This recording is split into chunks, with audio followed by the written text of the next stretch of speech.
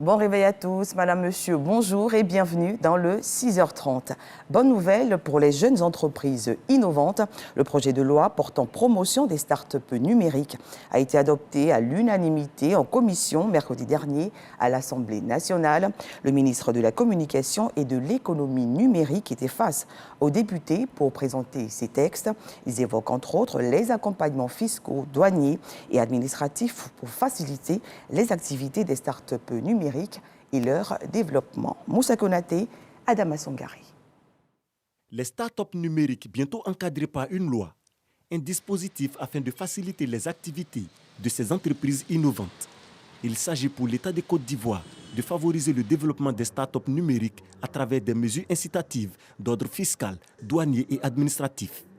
Le manque de moyens en financement et accompagnement est un frein à la création et à l'atteinte des objectifs d'un nombre important de start-up numériques.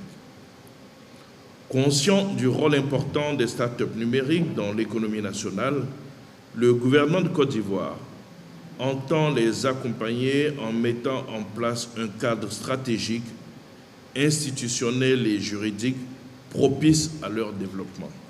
Le présent projet de loi, s'inscrivant dans une démarche entièrement consultative et inclusive, a pour objet de mettre en place un cadre incitatif spécifique à la création et à la promotion des start-up numériques en Côte d'Ivoire et de leur permettre de bénéficier d'un accompagnement idoine. Le projet de loi portant promotion des start-up numériques présenté par le ministre Amadou Coulibaly est adopté à l'unanimité par les députés membres de la Commission de la recherche, de la science, de la technologie et de l'environnement. Ce projet de loi vient régler un vide qui existait, vide dans lequel ces start-up évoluaient, pour leur permettre d'exister véritablement et de sortir de cette forme d'informel dans laquelle ces start-up existaient. Aujourd'hui, avec l'adoption de ce projet de loi, nous pensons que nos start-up gagnent en force et ont tout l'encadrement nécessaire pour pouvoir attaquer des marchés au-delà de la Côte d'Ivoire. Le texte prévoit également la création d'un comité de labellisation. L'organe sera chargé de la validation et le contrôle du label Start-up. Dans le domaine du transport, cette fois, le ministre de tutelle Amadou Koné a procédé jeudi dernier au lancement du nouveau système d'immatriculation initiale des véhicules répondant aux normes internationales. Ce nouveau modèle devra remédier aux fausses plaques d'immatriculation en circulation, aux doublons de numéros et à la détérioration rapide des plaques. Khalil Gueye, Sephora Zegui. 2 lettres, 3 chiffres, 2 lettres et un code QR. Ce sont là les caractéristiques des nouvelles plaques d'immatriculation qui seront désormais apposées sur les véhicules en Côte d'Ivoire.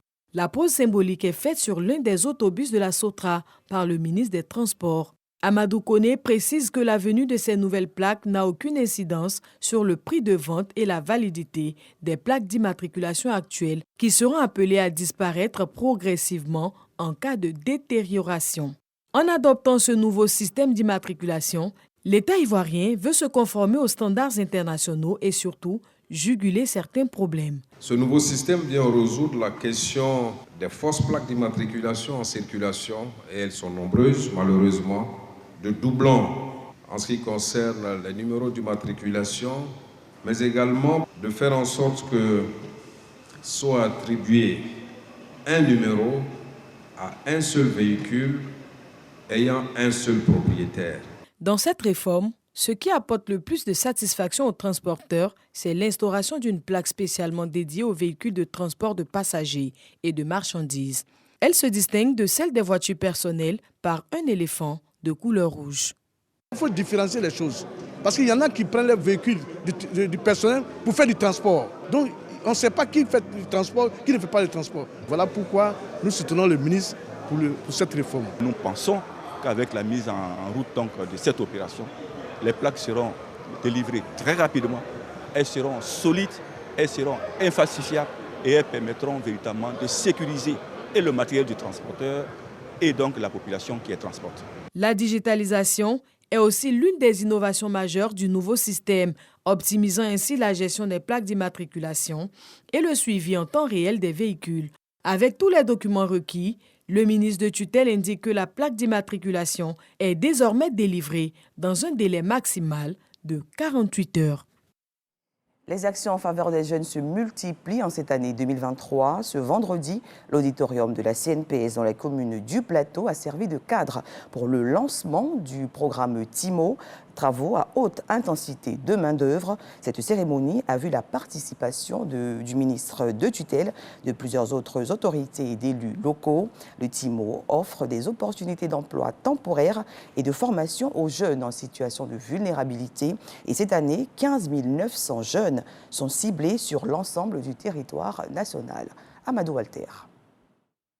Lancés en 2012, les travaux à haute intensité de main-d'œuvre TIMO ont permis d'insérer 4 816 jeunes l'année dernière pour un appui financier de 580 millions de francs CFA. À ce lancement de l'édition 2023, des bénéficiaires témoignent. Projet TIMO, en tout cas, ça m'a fait beaucoup de bien. Ça m'a permis de me prendre en charge. Avant le projet TIMO, je ne faisais rien. Aujourd'hui, je vends de l'arachide et des croquettes. Dans le mois, si j'ai fait les dépenses et autres, ce que je peux enlever à manger, tout et tout, je peux épargner au moins 10 000 comme ça. Face à l'opportunité offerte, les élus locaux, partenaires clés de TIMO, exhortent les jeunes à y adhérer massivement, l'inscription étant gratuite. Aux jeunes, je les invite donc à se faire enrôler. Il ne faut pas qu'ils aient peur, il ne faut pas qu'ils aient honte, il ne faut pas qu'ils soient complexés. Dans la vie, on peut partir de très bas et puis devenir un homme prospère. Vous comprenez donc l'engouement des maires. Nous sommes plus d'une centaine présents dans cette salle.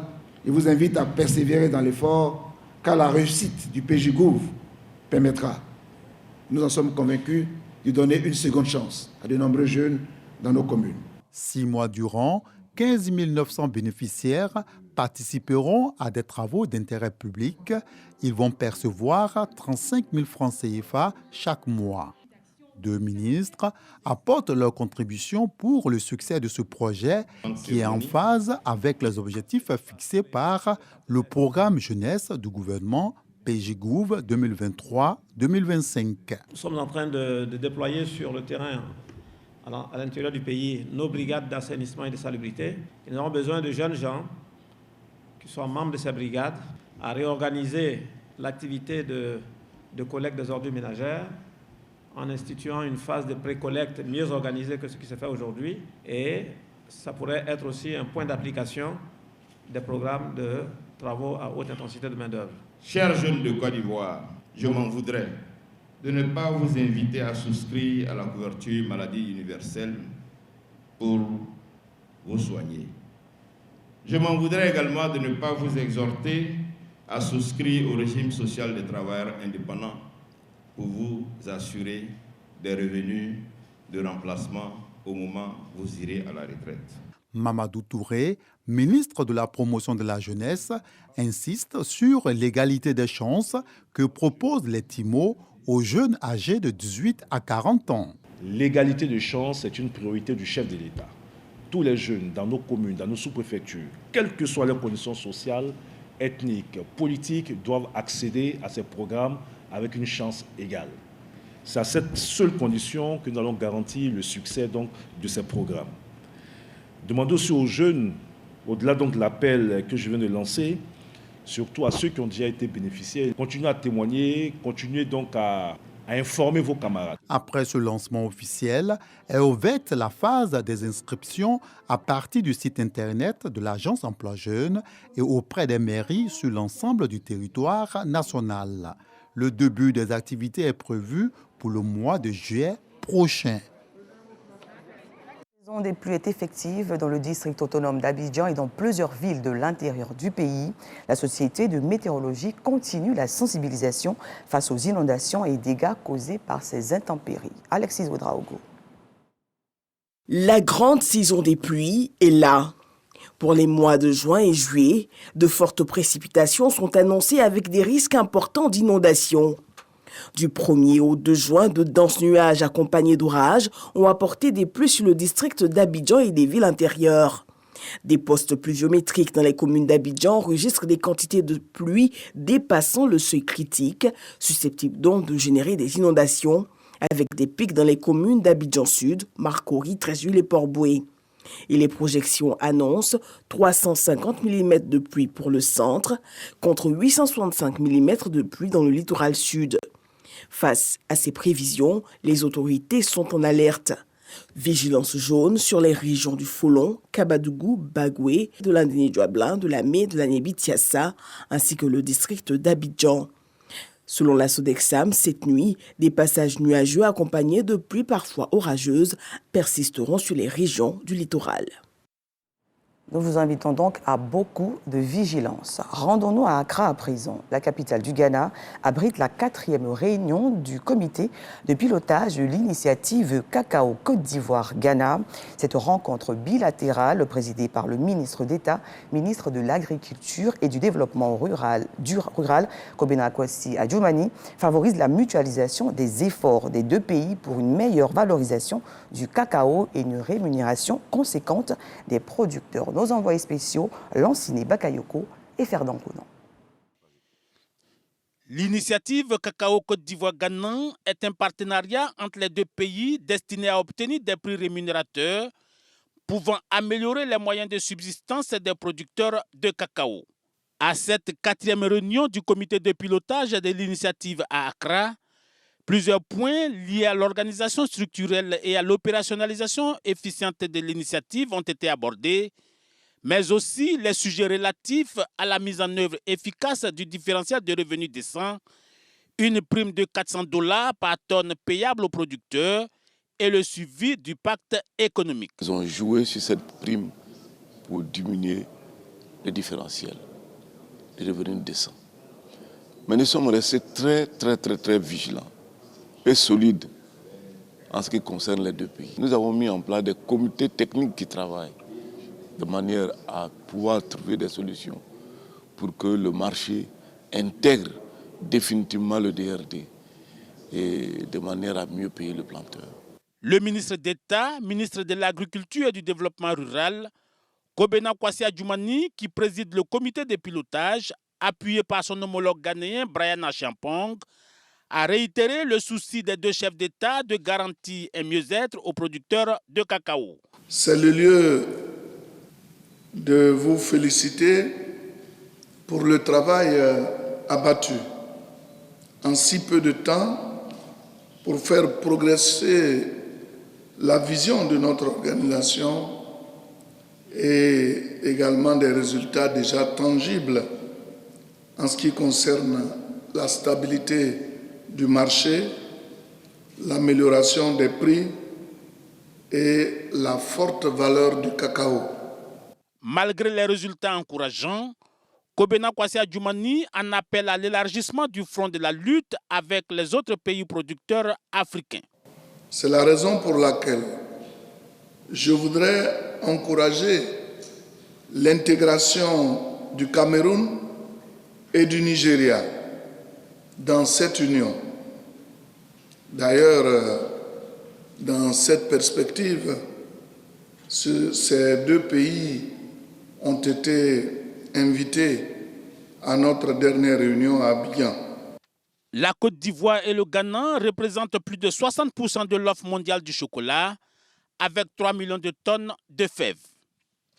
À l'international, le Sénégal est sous tension, une atmosphère consécutive à la condamnation de l'opposant Ousmane Sonko à 2 ans de prison ferme dans une affaire de mœurs. Des affrontements meurtriers ont éclaté à Dakar et Ziguinchor, ville dont le leader du parti PASTEF est le maire.